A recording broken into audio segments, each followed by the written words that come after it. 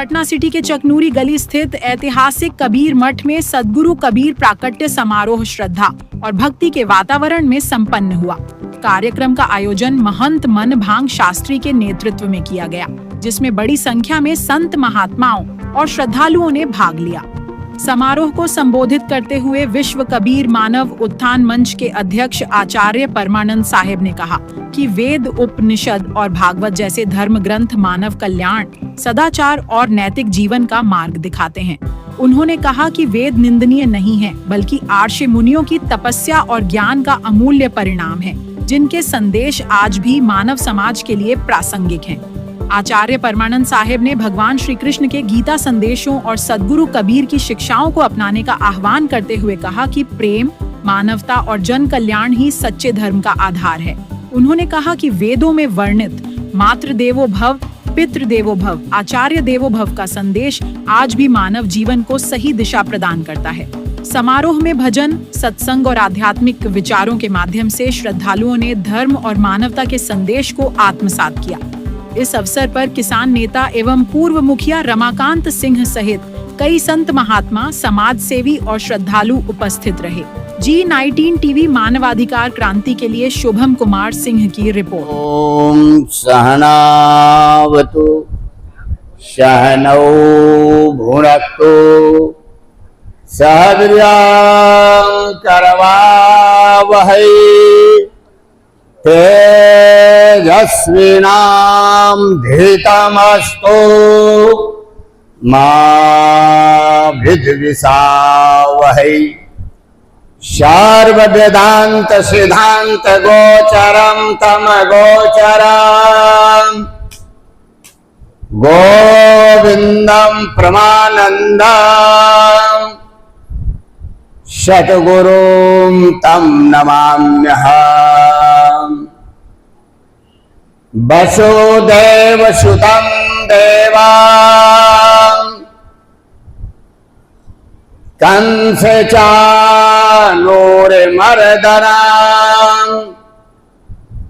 देवकी परमानन्दं कृष्णं वन्दे जगद्गुरुं कृष्णं वन्दे जगद्गुरुं। ततः पदं तत्परिमार्गितव्यं यस्मिन् गतं तन्ति भूयः तमेव चाद्यं पुरुषं संगदोषा आध्यात्मित्याभिनिवर्तिकामः। शान्तं ज्ञानदिशं प्रमोदजनकं ज्ञानावतारं हरे नित्यानित्य विवेकदं सुखकरं त्रैलोक पूज्यं गुरुं सत्यम साहिब की जय। उपस्थित संत समाज, धर्म प्रेमी सज्जनों, माताओं, बहनों, प्यारे बच्चों, भारत के होनहार धरोहरलाल, छात्र और छात्राओं, नौजवानों, विद्वानों, पहलवानों, सबके लिए मंगलमय कामना, शुभकामना के साथ साथ सद्गुरु कबीर प्राकट्य उत्सव जो पूर्व बेला में किया जा रहा है, वरिष्ठ महंत माननीय श्री मनभंग दास जी साहब के अध्यक्षता में इन्होंने बहुत ही परिश्रम करके पहले भी पूरे देश में प्रचार इनका चल रहा था। बाकी यह जो आश्रम मिला इनको तो और एक द्वारा दो चांद लग गया, ताली बजाइए। दूसरा चांद, सूरज और चंद्रमा एक हो गया है।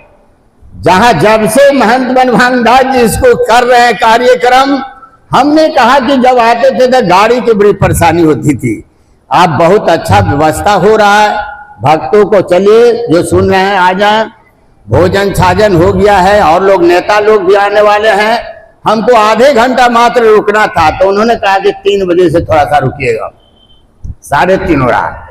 अब व्यवस्था हमारे श्री अमरेश जी, रवि जी, एवं उपस्थित समस्त भाइयों बहनों माताओं, बड़ा सौभाग्य है कि इस गर्मी में भाग दौड़ करके महंत जी ने कार्यक्रम को रखा है, इसलिए कि इनको तो फिर 29 जून को लहरतारा में जाना है। एक बात आप लोग को बता दो, ये आचार्य परमानंद दास फतवा के तरफ से जो मैं आया हूं 2 काम में से, तो इनका निमंत्रण दूसरा 22 तारीख को पूरे बिहार प्रदेश के अध्यक्ष जो यशस्वी अध्यक्ष प्रोफेसर रविंद्र नंदन जी जो हैं, उनके द्वारा हम लोग को 15 को भी बैठक हुआ है, फिर 22 को बैठक होना है। 22 को बैठक इसके लिए होना है कि रविंद्र भवन में विवेकानंद जयंती, रविदास जयंती, कई जयंती हुआ, उन लोग के जोड़ देना है कि अपने अपने मठ पर तो करेंगे ही, बाकी आप रविंद्र भवन में, उसमें मुख्यमंत्री भी आएंगे और लोग आएंगे, बड़े बड़े आएंगे। इसको जब बैठक होने के बाद 23 से देंगे, प्रचार होगा, क्योंकि पीछे रविदास जयंती पर हमारे महंत जगदीश दास जी था, उनका पूरा मंडली को मिला गाने का पूरा अवसर। बताइए, मंत्री के सामने अभी 1-2 मंत्री आया है, वहां तो अनेकों रहेंगे। तो यही सूचना है, और फिर जैसा होगा हम 22 के बाद तो मोबाइल का जमाना में 1 लाख मंत्र है, 1 लाख मंत्रों को 3 भाग में बांटा गया है, कर्म कांड, उपासना कांड और ज्ञान कांड।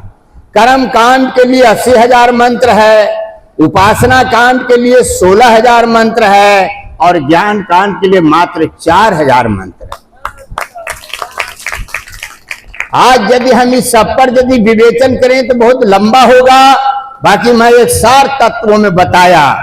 मध्यम वर्ग का व्यक्ति के 2 काम नहीं करना चाहिए, न कर्म कांड में जाना चाहिए, न उपासना कांड में, इसलिए कि आप इधर बहुत बड़े बड़े फैक्ट्री नहीं है, आप खून और पसीना को एक कर कर पैसा उपार्जन करते हैं। तो अपने बाल है, बालक है, लड़का है, लड़की है, परिवार है, उसको चलाते हुए भी आप गुरु किए हैं, गुरु करके आप दूर दूर से आते हैं, तो उसमें भी खर्च होता है, तो सात्विक खर्च होना चाहिए। तो 80,000, 16,000 और 4,000, 4,000 मंत्रों में स्पष्ट आया है, मातृ देवो भव, पितृ देवो भव, और आचार्य देव और अतिथि देवो भव। ये 4 से तो हम समझते कोई बड़ा देवता है ही नहीं। ये मैं नहीं कह रहा, ये आचार्य परमानंद दास का शब्द नहीं है, फतवा तो ज्ञान का क्षेत्र में था, है और रहेगा ही। वेद कह रहा है, क्योंकि वेद निंदकः इति नास्तिकः, यदि कोई वेद का निंदा करे तो नास्तिक हो जाएगा, क्योंकि ऋषि मुनि ने शोध करके बनाया है, तप करके बनाया है। वेद का कोई भी, किसी भी महापुरुष हो, देश हो, विदेश हो, कोई उसको निंदा न करता। हाँ, वेद से थोड़ा महत्व गीता को माना गया है, क्योंकि वेद को ऋषि मुनियों ने ध्यान लगाकर मंत्र को आवाहन किया है। ऋग वेद सबसे पुराना प्राचीन है, 4 भाग किया गया है, पहले ऋग वेद ही था।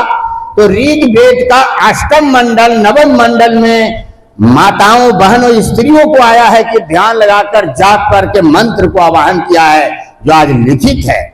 जैसे सावास्यमिदं सर्वं यत् किंचित् जगत्यां चरता तेन त्यक्तेन भुंजता मागिर्ध कस्य स्वति धनम रीतम पिबंतो सुकृतस्य लोके गुहां प्रविष्टौ परमे परार्धे छाया तपौ ब्रह्मविदो वदन्ति पंचाग्न चत्रनाचकेता।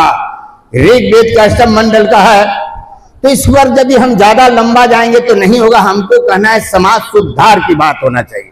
जहां माता पिता गुरु अतिथि की बात आया है, उसी में आप देख लीजिए, विश्व वंदे सतगुरु कबीर साहब कुछ और कह सकते थे, वेद के बानी इसको मिलाइए। उन्होंने कहा, मानव तेरा गुण बड़ा, मानव तेरा गुण बड़ा, मांस न आवे काज, हार न होते आभरण, त्वचा न बाजन बाज। वही भी कहते थे कि मानव तेरा धन बड़ा, मानव तेरा परिवार बड़ा, मानव तेरा जाति बड़ा। उन्होंने ऐसा नहीं कहा, उन्होंने कहा कि मानव तेरा गुण बड़ा। अब जैसे आचार्य परमानंद दास को हम कुर्सी पर बैठे हैं तो हम दूसरा ना हो जाएंगे, बाकी गुण के हिसाब से बैठल है। 13 साल की अवस्था से हरिद्वार में 20 साल रहा और वेद वेदांत पर सदगुरु कबीराचार्य पहला मठ और दुनिया जहान लोग दिखते हैं। बाकी हमने बनाया पटना फतुहा पीठाधीश्वर सतगुरु कबीराचार्य परम पूज्याचार्य स्वामी परमानंद दास। मेरा गुरु भाई अभी 100 वर्ष में स्वर्गवास कर गए। मेरा चेला एक ऐसा लंबा बोलता था तो लोग चिढ़ता था भी, तो कहीं कह रहे तुमको तो आता भी नहीं, बोलने भी नहीं आता है और फिर चिढ़ते हो। अभी स्वर्गवास कर गए, गोपालगंज जिला के थे। तो यही सब बात है। हमने जो भारतवर्ष के वेद मत से चल रहे हैं, सतगुरु कबीर साहब का भी ये वेद, कबीर साहब स्पष्ट कहें कि वेद पढ़ा पर भेद न जाना, वेद के कहल कहल नहीं करई। वेद से जो भी सतगुरु कबीर साहब कहें, वेद को प्रतिपादित कहें। बीजक जो ग्रंथ है हमारे स्वामी हनुमान दास जी, जो 6 विषय के आचार्य थे, उन्होंने पूरा दर्शन को दर्शाया है कि वेद क्या है, बीजक क्या है, सतगुरु कबीर साहब क्या कर रहे हैं। तो मैं बात उठाया था माता पिता और यहाँ पर आए मानव के लिए कि मानव को सर्वोपरि 84 लाख जोड़ने की जो बात आती है, यदि कोई एक आदमी को कहा जाए कि 1 लाख लिखो तो त्रिलोक सूझने लगेगा। बाकी जहां न पहुंचे रवि वहां पहुंचे कवि। तो जब ये ध्यान करोगे तो आपका स्पष्ट खुलेगा कि हम क्या कर रहे हैं। अब ध्यान के बाद कुछ लोग कहते हैं कबीर साहब लाभ बता देते हैं। जो 20 बंदे सतगुरु कबीर साहिब द्वारा कृत जो दर्शन शास्त्र बीजक है, साखी प्रकरण में आइए। साखी प्रकरण में कहा ब्रह्मा पूछल जननी से कर जो शीश नवाय, कौन रूप वह पुरुष है कहु माता समझाए। तो रेख रूप जही है नहीं, अधर धरो नहीं दे, गगन मंडल के मध्य में देखो पुरुष विदे। तो धरिन ध्यान गगन को लाइन वज्र की मार, देख प्रतिमा अपनी तीनों भय निहाल। पूरा वेद आ जाता है इसमें। ब्रह्मा जी के मन थोड़ा समझा देते हैं। नहीं अधर धरो नहीं दे, गगन मंडल के मध्य में देखो पुरुष विदे, सतगुरु देखो पुरुष विदे। इसको आपको जांचना हो तो बीजक का साखी प्रकरण में आप देख लीजिए, जो मान्य ग्रंथ है। तो उन्होंने कहा माता ने कि न कोई रूप है, न रेख है, न आकार है। अब बोलिए आत्मा का है कोई रूप रेख कुछ है? या तो ऐसे भी सतगुरुदेव का ही पंडाल है। शास्त्रार्थ होता है सन्यासी उदासी बैरागी से, तो भी अंत में आत्मे पर आते। एक ने कहा कि अहम ब्रह्मास्मि, एक ने कहा कि अहम ब्रह्मास्मि, मैं ब्रह्म हूं, तो एक ने कहा कि तो ब्रह्म है, ये तो ब्रह्म है। तो यदि कोई उपनिषद पढ़ा में आता है अयम आत्मा ब्रह्म, अयम आत्मा ब्रह्म, यह आत्मा ही ब्रह्म है। अच्छा आप पूरा अभी वो इधर देखा बताया है लोग कि कहीं कहीं जो हमारे जैसे इतना बड़ा सत्संग करा रहे हैं मान जी, इसमें लिखना चाहिए कबीर चर्चा। कहीं न कहीं मैंने अध्यात्म चर्चा, मैंने कबीर चर्चा, मैंने जो समाज में तोड़ा है। समाज बताओ शिव जी को कह रहा है शिव चर्चा। आप इतना आदमी वही बताइए। हमने तुम कहते हो कागज लेखी, मैं कहता हूं आंखन देखी। कबीर साहब ने कहा, दर्शन शास्त्र ने कहा इंद्रियार सनिकर्ष जन्यम ज्ञानम प्रत्यक्षम, ये वेदांत वाक्य है। प्रत्यक्ष देखो इतना आदमी बैठे हैं, बोलिए कोई सोमनाथ मंदिर गए? सोमनाथ गुजरात में गए हैं? नहीं गए हैं। सोमनाथ में मैं रहा हूं, गया हूं। गजनी नाम के लड़की 17 बार चढ़ाई किया और शिव जी को तहस नहस काट दिया। ध्वज काटा, नीम काटा, पैर काटा, वहां पड़ा हुआ है। किया हो असम के आता हो तो पिता से पूछे कि पिताजी आपने भोजन किया? तो कहा हाँ। तो उतना ही नहीं, भोजन के बाद कहे तो 5 मिनट उसको पैर दबाइए, पिता का पैर दबाइए, तो वह आत्मा से कहेगा पिता के बउआ जा फला और फूला। बोलिए इसको कहते हैं आशीर्वाद। उसी तरह सास पुतोह है, कोई लड़की को 25 साल से ज्यादा नहीं रखेगा। हो सकता है डॉक्टर जब तो 25, 26, 27 जो है, बाकी हमारा वेद में तो 4 ना आया है। 25 साल ब्रह्मचर्य, 50 गिरात, वानप्रस्थ और संन्यास। जो लड़की को 25 साल के बाद 75 साल ससुर के घर में रहना है और ससुर के घर में रहकर सारा सास ससुर पिता से ज्यादा नहीं इज्जत देना होगा। सास यदि वृद्ध हो गई है तो कहो शाम को सबसे पहले उसको भोजन दो, फिर पूछो कि हाँ माता जी आपने भोजन किया था कि हाँ, फिर उसको थोड़ा सा पैर दबाइए। जब पैर दबाइएगा तो आत्मा से कहेगी, आत्मा से पुकारे जा बहू आराम कर। इसको कहते हैं सुभाष।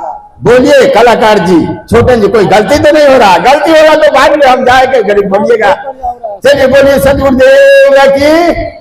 इसको कहते हैं मानव सम्मेलन, मानव उत्थान, मानव विकास। ऐसा होना चाहिए, क्योंकि आज बड़े बड़े लोग देख रहे हैं तराह रहा है माता से, पिता से और से। हम तो दिल्ली में रहे, बम्बे में रहे, पंजाब, हरियाणा, गुजरात, महाराष्ट्र, दिल्ली, उधर जमोत्री, गंगोत्री, रुद्रप्रयाग, कर्णप्रयाग, देवप्रयाग। जब बद्री नारायण से ऊपर जाइएगा तो एक माना गांव आता है, अंतिम गांव है। वहां पर ऊपर जाइए तो वेद व्यास गुफा, और इसका गुफा आएगा गणेश जी का, क्योंकि वेद व्यास जी बोलते थे और गणेश जी लिखते थे। लोग जाते हैं बद्री नारायण से लौट आते हैं। तो हम लोग खोज किया था कि भाई पांचों पांडव स्वर्ग कहाँ गया, तो उन्हें पर जाके हिमालय में गल गए। तो यही सब बात है, खोज होना चाहिए मानव में क्या सेवा है, कैसे है, कहां पर हम दान करें, कहां पर नहीं दान करें, ये भी देखना होगा ना। तो इसलिए मानवता का एक बहुत बड़ा अस्तित्व रखता है। तो मानव का जहां पहले सदगुरु कबीर ने कहा कि मानव तेरा गुण बड़ा, मांस न आवे काज, हार न होते आभरण, त्वचा न बाजन बाज। उन्होंने न कहा मानव तेरा जाति बड़ा, मानव तेरा परिवार बड़ा, मानव तेरा और कुछ बड़ा। ये सब क्या होता है? तो यही सब बात है कि उसकी परंपरा के हिसाब से बीजक में स्पष्ट वर्णन आया कि धरिन ध्यान गगन को, लाइन वज्र किमार, देखी प्रतिमा आपनी तीनों भय निहार। अब बोलिए, इसलिए कि ध्यान का बात तो आया ही है। अब उसको पढ़िएगा नहीं, कुछ विचार न करिएगा, मनन न करिएगा तो कैसे होगा? ध्यान करना बहुत जरूरी है।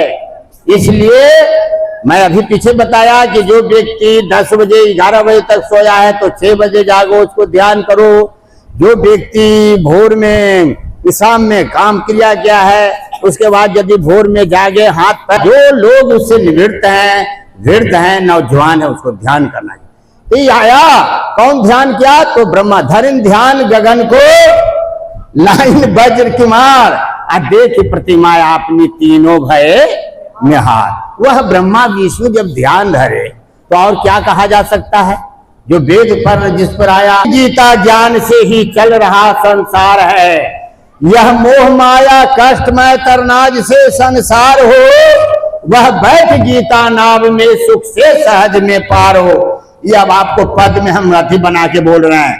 गीता वह शास्त्र है कि पूरा संसार का नियम को बताता है, संसार चलाने का परिवार कैसे चलेगा, किस तरह चलेगा, वो भी बताता है। जिस समय अर्जुन का जब मोह हो गया था कि सब हमारा भाई ताऊ दुनिया जहान है, तो भगवान कहें कि अरे कोई नहीं है तुम्हारा, तो अपने देख लो। जब ले गए वहां जहां लड़का खेल रहा था, तो कहें कि हमारा तो आप कितने बार बेटा बना, हम कहा कहने गए। इसलिए ताऊ चाचा सब हटाए, भगवान कहें हतो वा प्रापस्य स्वर्गम जित्वा वा भोक्तसे महेम, तस्मात् उत्तिष्ठ कौन्तेय युद्धाय कृत निश्चया। ये चौथा अध्याय का श्लोक है। हम श्लोक इसलिए बोल रहे हैं कि हम बोले उसको पढ़िए तो मिलेगा। भगवान कह रहे हैं कि हतो वा प्रापस्य स्वर्गम, यदि तुम मर जाओ, पहले युद्ध न करना चाहे। अर्जुन कहा कि ना काहे युद्ध करेंगे, भाई है नहीं। तस्मात् उत्तिष्ठ कौन्तेय युद्धाय कृत निश्चया। हे अर्जुन, हे कुंती का पुत्र, तुम यदि युद्ध करोगे, मारे भी जाओगे तो कायर कोई नहीं कहेगा, तुम स्वर्ग जाओगे। आज यदि जीत जाओगे तो महीम नाम, धरती पर तुम्हारा नाम होगा, इसका राजा बनोगे। अब वही हुआ। आज 5 ज्ञान इंद्रिया कहा जाता है, पांचों भाई का ज्ञान इंद्रिया कहा जाता है, और कौरव को आतताई कहा जाता है कि इन्हें गलत किया। तो इसलिए भगवान गीता जो है, एक बात बताता हूं कि सदगुरु कबीर साहब का जो साखी ग्रंथ है, साखी ग्रंथ, विजय, भजनावली और गीता, ये 3 या 4 पढ़ लिया, यदि ज्ञान न हो तो भटकते रहे। क्योंकि सारा तत्व है इसमें। जहां पर दर्शन की बात कहा है, कोई कहा कि हमको दर्शन करना चाहिए, तो कहा कि नहीं, दर्शन कैसे होगा। तो उन्होंने, अभी पहले हम भगवान की बात बतावे कि उन्होंने गीता का साक्षात भगवान कृष्ण बोले और वेद व्यास लिखते थे, इसीलिए गीता का महत्व वेद से भी ज्यादा है। क्योंकि ऋषि मुनि ध्यान लगाकर जाप करके वो भी मंत्र बनाए, वेद भी सर्वश्रेष्ठ है, बाकी उससे ज्यादा हुआ है। गीता के ही तो रखा गया, गीता के ऊपर हाथ रख के कसम खाते हैं कि हम न्याय से पूर्वक हम काम करेंगे, हम किसी बल प्रयोग न करेंगे। बाकी जब पद पर जाते हैं तब बल प्रयोग करने लगते हैं, उल्टा पुल्टा करने लगते हैं। क्योंकि गीता एक कहे ना कि जीवन उपयोगी सार तत्व है, जीवन के हर एक पहलू को बताता है, अंत में संन्यास भी दिलाता है। वो गुरु बार बार कुछ बोलने, चेला थोड़ा सा गर्म दल के था, बोलता रहे। एक बार उन्होंने कह रहे बैठ के ध्यान करो, दर्शन होगा। तो जी के दर्शन कहाँ होगा? ताकि शीशा में मुंह देखा है, ताकि हाँ, तो शीशा पर बहुत धूल बैठल था। वो क्या आता है, दर्शन करना चाहिए तो दर्पण मांगते रहिए, और दर्पण में लग गई काय तो दरस कहां से पाई। ये कहां की बात है कि दर्शन की बात। तो चेला कहा कि ठीक, तो ऐसे ऐसे हाथ फेरा, धूल हट गया। तो धूल हट गया तो कहा जी तो दर्शन हो गया, बाकी आप करेंगे। वो आत्मा के बता रहे थे, दर्शन रूपी आत्मा पर कह रहे थे कि आज इसमें देखो। तो चेला था गरम तलिए, कहा कि कहा दिखाई दे रहा, कहीं कि नहीं दिखाई दे रहा। तुम्हारे अंदर अभी राग, द्वेष, काम, क्रोध, लोभ, मोह, अहंकार है, राग द्वेष है। एक और बड़ा अच्छा सदुर कहते हैं, लुकाटी हाथ आज जो घर जा रहे आप ना सो चले हमारे साथ। इसमें अर्थ आता है कि जैसे गौन घर जलाने के लिए एक भाग तो चला गया, आग लगा के चला गया घर से, कहेंगे अरे रे क्या किया था, हमको भी पुस्तक रखने ला चाहिए ना, सोने के लिए चाहिए ना। कहीं कि वो नहीं, जैसे काम, क्रोध, लोभ, मोह, अहंकार, ईर्ष्या, जातिवाद, इसको जलाने के लिए कहे कबीर साहब। तो इस तरह यदि मिट जाएगा तब ना दिखाई देगा। अब जैसे हमने एक बार कहा धर्म प्रेमी सजनों, सृष्टि के लिए है, बाकी आत्मा न स्त्री है न पुरुष है। सुई चुभाएगा तो हमको भी दर्द होगा, आपका भी होगा। इस तरह आत्मा को देखना होगा, क्योंकि आत्मा ही सर्वोपरि है। जैसे चींटी है, चींटी यहां पर चीनी डाल दीजिए तो चीनी डाल देने के बाद बहुत से चींटी आ जाती है। हाथी है, इतना बड़ा जानवर है, होता है क्या, उसको छी जाना। आप ऐसा कर्म करेंगे कि एक पक्षु भी पहचान करता है, जानता है कि हमारा हित की बात कर रहा है। तो इसको कौन करता है? चींटी से लेकर हाथी तक को देख रेख कौन करता है? जैसे माता अपने बच्चों को करती है, उसी तरह मानव जो सर्वश्रेष्ठ है। आप चिड़िया घर में जाएं, कहीं जाएं, उसका भोजन कौन देता है? मानव देता है। इसलिए मानव से श्रेष्ठ धरातल पर कोई कुछ है नहीं। पहले से हम वाक्य में बोले, मैं नहीं बोल रहा हूं, बस संतो मां कहते बोले सदगुरुदेव की, विश्व बन गए सदगुरु कबीर साहेब की, संत भगवान की, भक्त भगवान की, विश्व मानव समाज की, और अपने अपने माता पिता गुरुदेव की